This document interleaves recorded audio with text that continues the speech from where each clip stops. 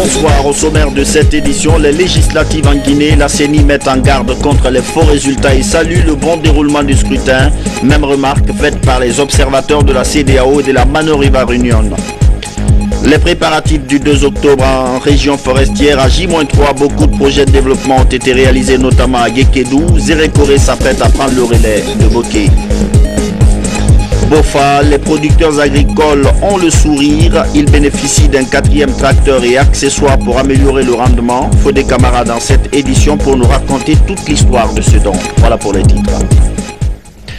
Bienvenue dans cette édition d'information. C'est dans la commune de Kaloum hier que le chef de l'État, professeur Alpha Condé, a voté au compte des législatives. Le président de la République en a profité pour appeler à l'unité nationale et à la réconciliation. Image Doudou Traoré, commentaire Sanassi Keïta.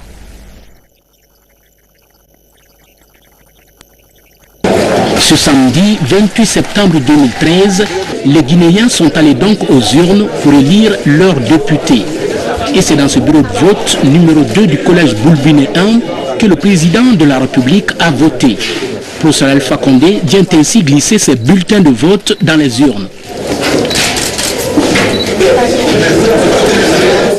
Tout se passe dans une ambiance festive en vue d'un ancrage définitif de la démocratie en Guinée. Je souhaite que le peuple de Guinée vote massivement et en paix. Et je dis de ne rien craindre, tout se passera bien. La Guinée va aller de l'avant. Ils n'ont pas à craindre toutes les menaces de déstabilisation. Le gouvernement prendra toutes les responsabilités. À partir de maintenant, l'État exercera et le pays sera tranquille. Et je souhaite que tout se passe bien et que l'expression du peuple de Guinée soit respectée. Le pays sort ainsi du cercle de multiples reports des élections législatives pour mettre enfin un terme à la transition après plus de 2 ans de retard. Un véritable enjeu politique pour le pays avec à la clé la mise en place d'une Assemblée nationale. La première dame de la République a également voté hier. Adjadjene Condé a salué l'initiative des femmes dans la mise en place de la case de veille, une structure pour montrer l'implication des femmes dans la réussite du scrutin. On fait le point avec Adama Magasouba. Les mèches arrivent déjà.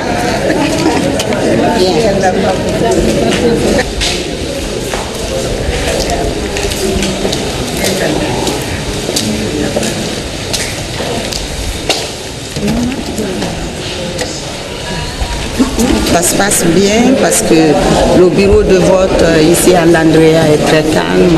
La population est sortie et les gens font la queue.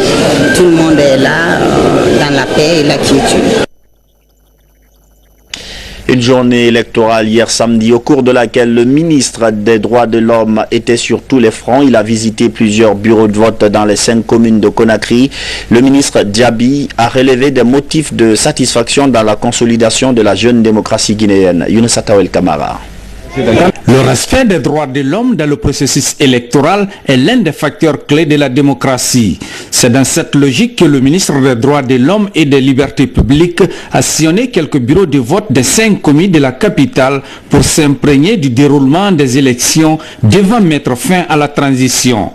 Durant cette tournée, quelques incompréhensions ont été constatées par endroits entre les représentants des partis politiques en lice et les présidents des bureaux de vote. Mais Khalifa Gassama Diaby a essayé de calmer les esprits.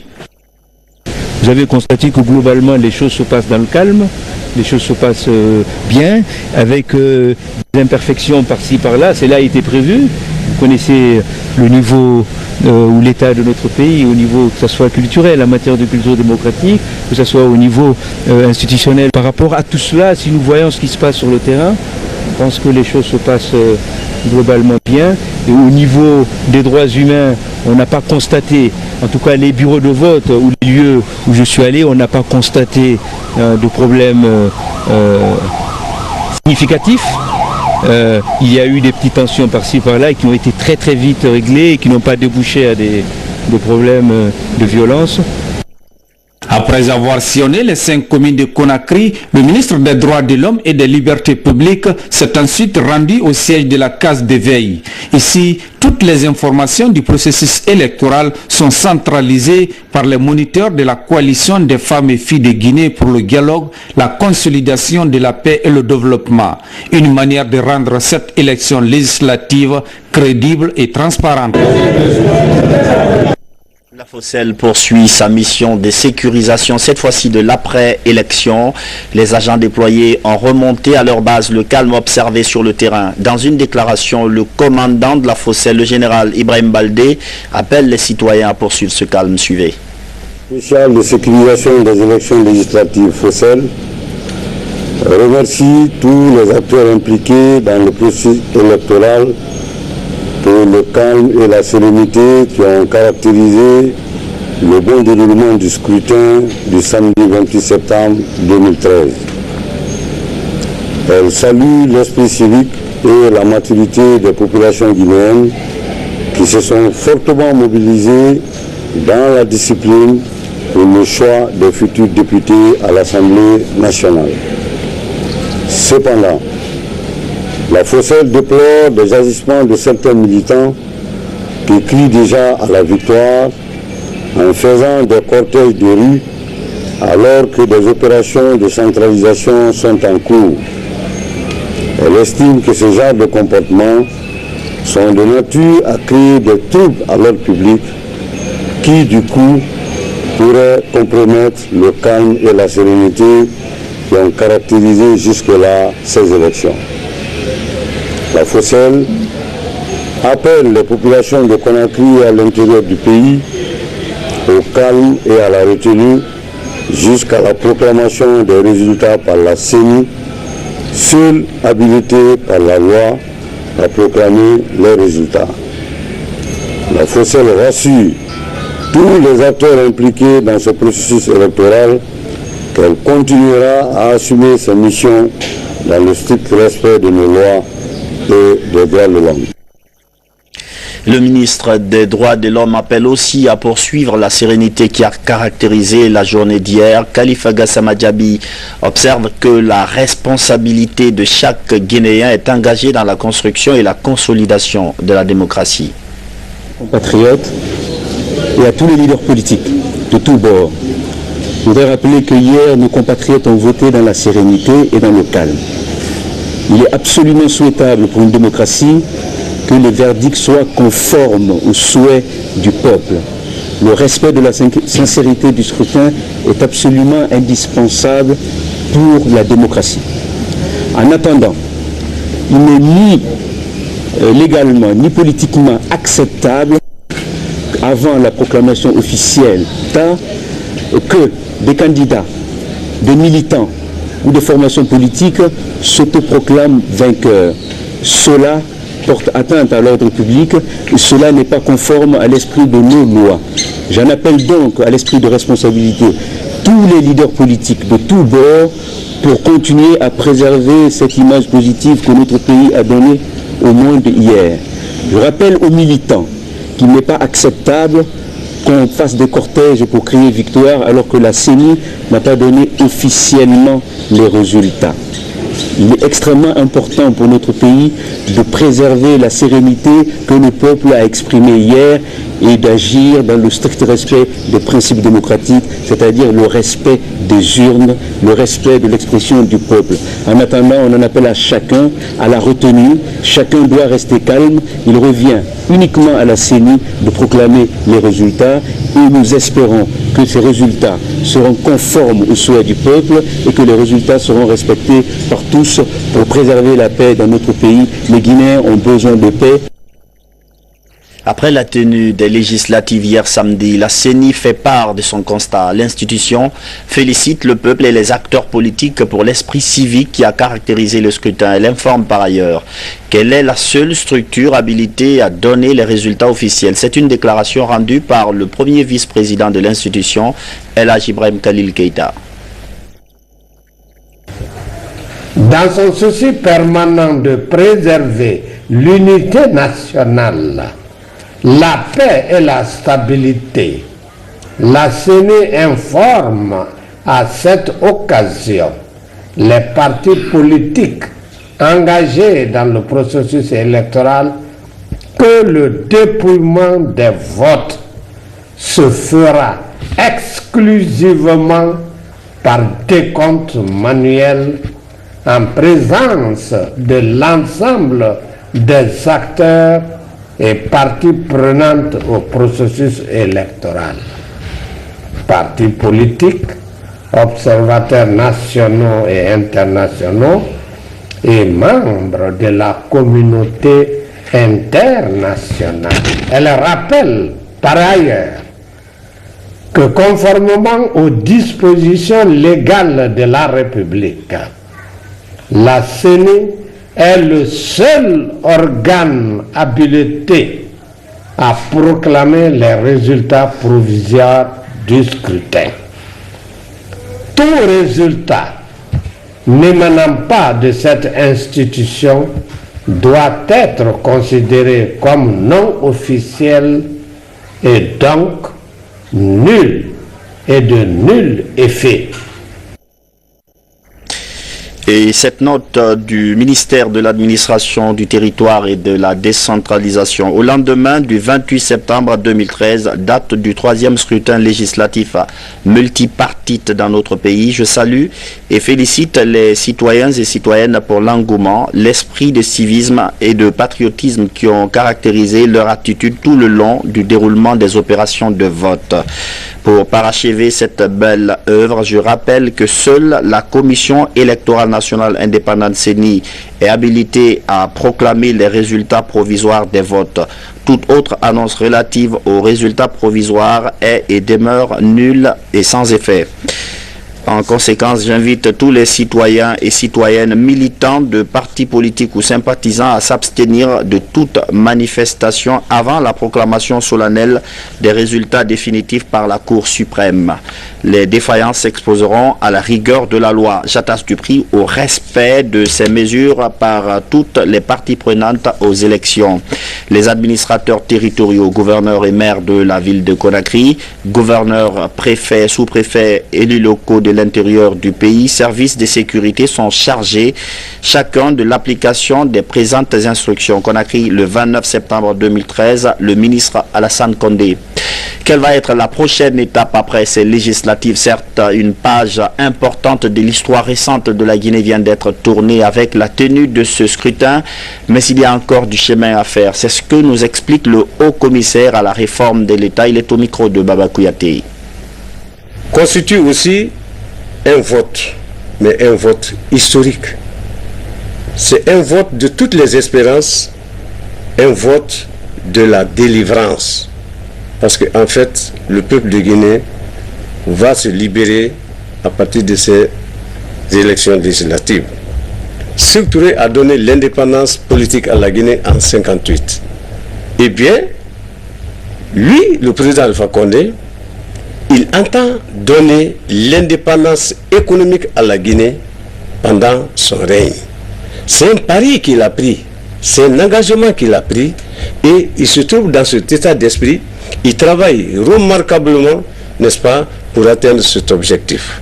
L'enjeu fondamental de ces élections réside bien dans le point de départ du décollage économique de la Guinée. Parce que le peuple attend énormément de ces élections. Les attentes sont fortes. Elles sont d'autant plus fortes que l'impatience du peuple à rompre avec la résignation, avec la précarité est forte. Alors c'est pourquoi ces élections législatives vont conditionner l'avenir et le devenir du peuple de Guinée.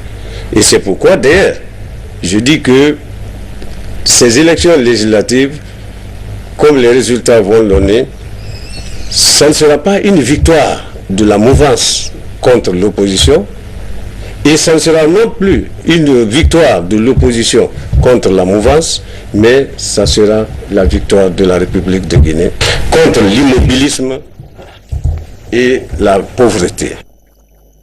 Déjà, les premières remarques de quelques observateurs étrangers, la CEDEAO et l'Union du fleuve Mano ont rendu leur verdict. Ces deux institutions et bien d'autres étaient sur le terrain hier pour évaluer le climat de vote. Aboubakar Sidiki Kamara.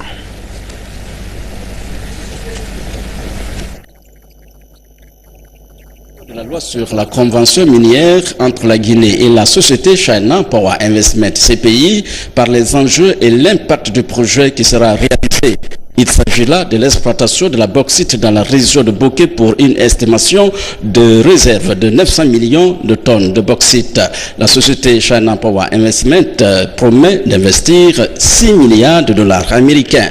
La société prévoit également la construction et l'exploitation d'une raffinerie d'alumine d'une capacité initiale de 4 millions de tonnes d'alumine. Dans cette disposition, la loi prévoit des garanties en termes de droits applicables et de la stabilisation fiscale et douanière, des assurances de la résiliation de la convention, du respect des délais, de la protection de l'environnement, de la transparence et de la lutte contre la corruption, mais aussi du développement des populations riveraines du projet.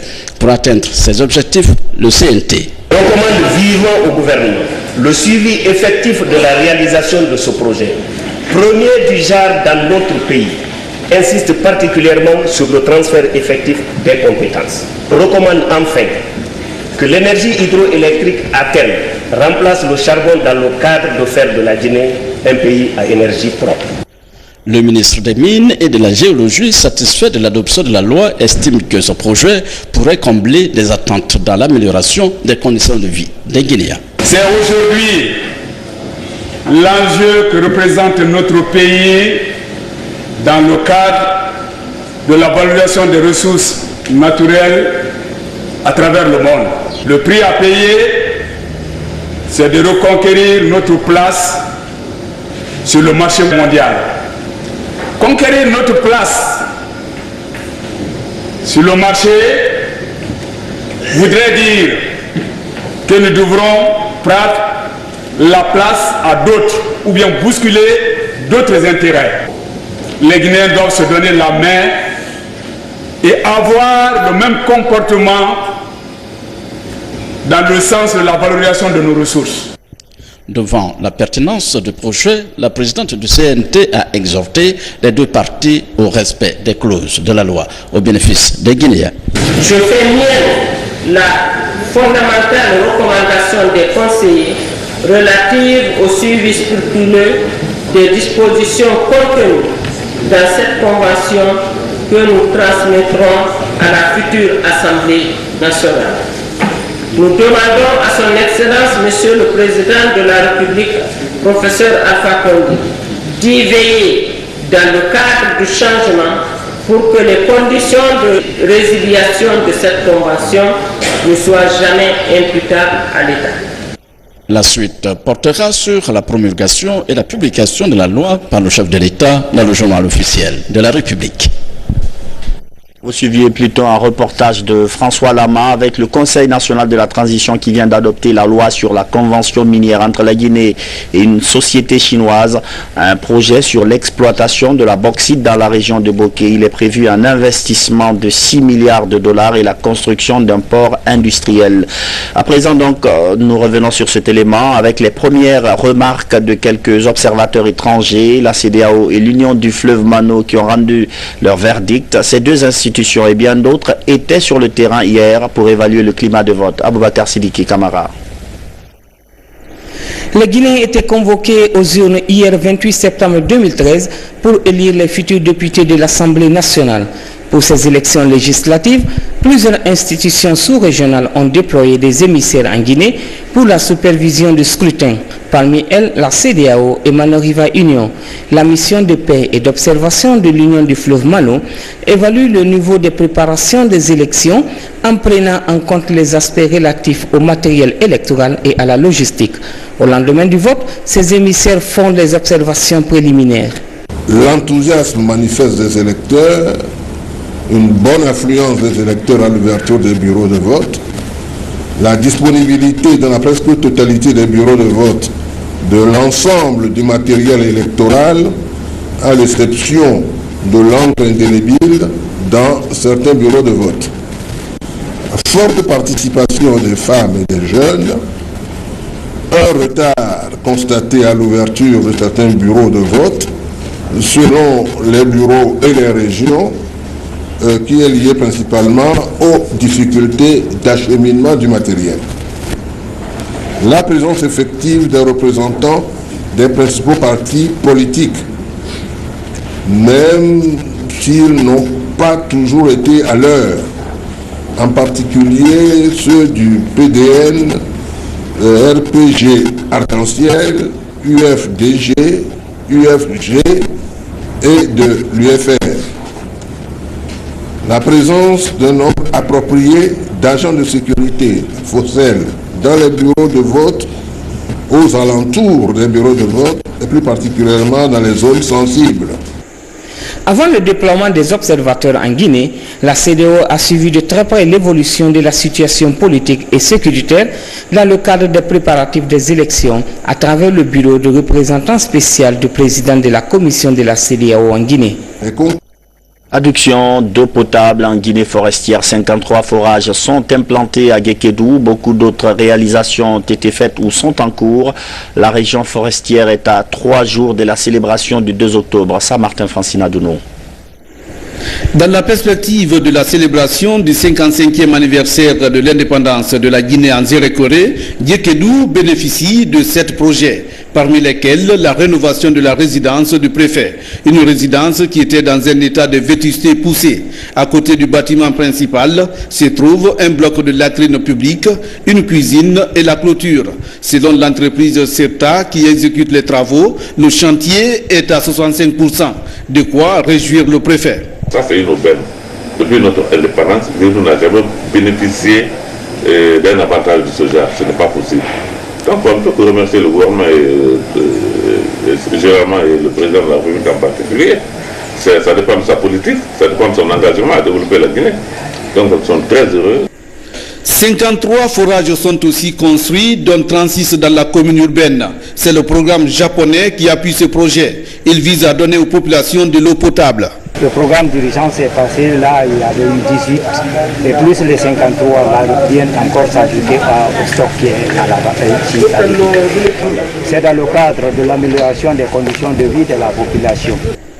Autre chantier, c'est la construction du commissariat central de la préfecture de Guékédou. Les travaux ont débuté le 16 mai dernier. L'entreprise Sogefeg promet de terminer le chantier avant le 2 octobre prochain. Nous sommes rassurants et on peut rassurer les autres, tous ceux qui doivent rentrer dans la construction de ce bâtiment-là.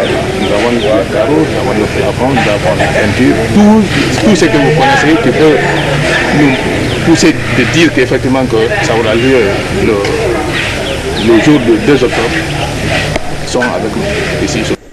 Le projet de construction de la direction préfectorale de l'habitat vient aussi répondre aux besoins d'infrastructures dont souffre ce service. Le lycée Bambo sera aussi estancié, sans oublier la gendarmerie. Puisqu'on parle de projets de développement, il y a ces réalisations de forage à Macenta aussi. Les ouvrages ont été présentés aux autorités locales. L'action concrétise la préoccupation de la 3e République à donner de l'eau potable à tous. Cheikh Sanoussi Sankan et Jeanne Dunamo. Ces bas paysans qui n'ont besoin que d'une vie paisible sont désormais à l'abri des maladies hydriques. Leur calvaire pour se procurer de l'eau potable en parcourant des kilomètres et dans des conditions inappropriées n'est plus qu'un lointain souvenir grâce à cette action qui consiste à favoriser l'accès à l'eau potable de tous les Guinéens, quel que soit leur lieu d'habitation. Cette réduction de la pénibilité dans le pays profond suscite la joie de ces paysans qui expriment leur reconnaissance au président de la République. Merci au président de la République. Quand on tient compte de l'état de souffrance que nous traversions à l'époque, nos mamans, nos grands-pères, nos sœurs, pour avoir de la bonne eau, aujourd'hui, heureusement, grâce à l'intervention du gouvernement et de SINAP, son assistance, nous avons de la bonne eau. Ce don du gouvernement japonais pour accompagner le chef de l'État dans son vaste programme d'accès à l'eau potable s'inscrit dans le cadre des festivités de l'an 55 de notre indépendance nationale à Zérékoré. De Fassaba en passant par Nongowa, Wendikenema, Ouigiba jusqu'à Fero d'Ankundu à la tombée de la nuit, la joie des cadres locaux et des paysans a enchanté le directeur du SNAP. que quelqu'un boit l'eau, quelle que soit sa religion ou son ethnie, il dira dans sa langue Dieu merci. Et ce Dieu merci, nous aussi nous avons notre pourcentage dedans. Avec ses partenaires chinois, le SNAP en 2 ans a pu réaliser 1500 points d'eau et mis en service 2500. Il faut rappeler que sont prévus dans un proche avenir 13 221 points d'eau, 600 000 latrines et 2000 adductions d'eau potable solaire ou thermique sur toute l'étendue du territoire national. Tout un challenge. Je vous annonçais au sommaire la modernisation des techniques agricoles dans la préfecture de Bofa. Les producteurs viennent de bénéficier d'un 4e tracteur. Le geste mérite l'Oscar de la bonne idée puisqu'il va désormais permettre d'augmenter les rendements. Faut des camarades. À Bofa, les plaines de Koba, Mankuntan et Monchan sont des grandes zones de production. Une production qui amorce une vitesse de croisière depuis le lancement en 2008 du projet tripartite Guinée-Afrique du Sud-Vietnam pour l'amélioration de la culture du riz et des produits maraîchers. Principale entrave, les 3 tracteurs et autres outillages du centre de prestations agricoles ont du mal à couvrir les besoins des producteurs. Face à cette sonnette d'alarme, ce tracteur de 80 chevaux et ses accessoires sont mis à la disposition des membres de la coopérative des producteurs sémenciers et des autres organisations paysannes de la préfecture de Bofa. C'est suite à une visite de terrain. Nous avons remonté ces préoccupations au niveau du chef de l'État. Le chef de l'État, dans son souci constant d'aider le monde paysan guinéen, nous a instruit avec satisfaction de venir remettre aujourd'hui ce don de tracteur qui en fait un 4e à la préfecture, au monde paysan de Bofa. Nous pouvons que nous réjouir et demander à la population de prêter attention à ce qu'on lui donne. Faire en sorte qu'on demande de plus, qu'on prête attention à nous et que nous, en retour, nous devons faire en sorte que le chef de l'État continue à faire ce geste qu'il est en train de faire. Comme ici à Kobarare, cette volonté de mécaniser l'agriculture guinéenne va contribuer à mettre les paysans à l'abri des durs travaux manuels de l'agriculture extensive peu rentable. Environnement, le projet de réhabilitation du jardin botanique de Kamayenne est lancé, un événement qui coïncide avec le déploiement de gardes forestiers dans les communes de la capitale. Il doit veiller à l'intégrité des forêts périurbaines de Conakry. Reportage Nabi Kamara. Le botanique de Kamayenne doit reprendre sa place d'antan pour jouer le rôle de poumon vert de Conakry, la capitale. Le ministère de l'Environnement, des Eaux et Forêts s'y emploie. D'ailleurs, il vient d'initier un projet dans ce sens. Il s'agit de réhabiliter cette forêt qui a été une véritable pépinière d'essence locale et exotique. Il est le premier à être créé dans notre pays par Auguste Chevalier. Sa mission, c'était expérimenter les plantes de chez nous, mais aussi d'outre-mer. Et à son origine, il y avait 225 espèces inventoriées. À ce jour, nous sommes à 114 espèces sur place, identifiées. Quand vous comparez 225 au départ, 114 aujourd'hui, il s'ensuit qu'il y a eu une diminution du nombre de plants. Maintenant, nous envisageons de restaurer ce jardin, essayer de multiplier celles qui sont là, mais aussi faire de nouvelles introductions. C'est devant plusieurs invités venus des autres départements ministériels et ceux de l'environnement, des eaux et forêts que le projet de réhabilitation de la forêt de Kamayenne a été lancé la semaine dernière. À partir d'aujourd'hui, nous avons grand espoir maintenant que tout Conakry peut se recréer ici pour satisfaire des besoins écologiques. Donc c'est une satisfaction totale et un confort vraiment très considérable.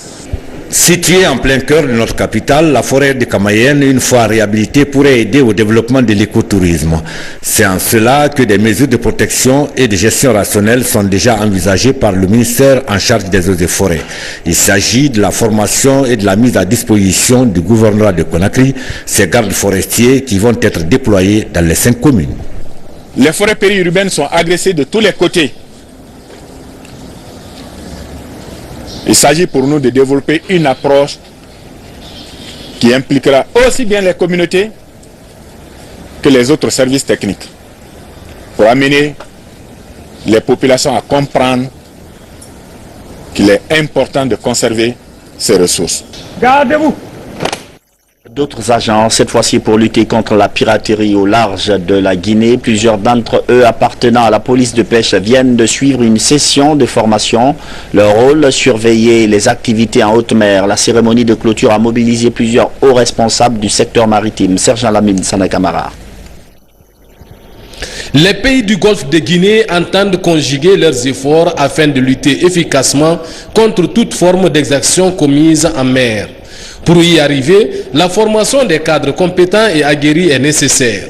D'où ce stage de formation de la police de pêche. Cette formation, elle est engendrée dans le cadre du fonds prioritaire à SECMAR, qui est l'amélioration de la sécurité en mer, enfin sécurité maritime, et qui permet à tous les pays du Golfe de Guinée de profiter de formation et d'audit pour améliorer la sécurité maritime.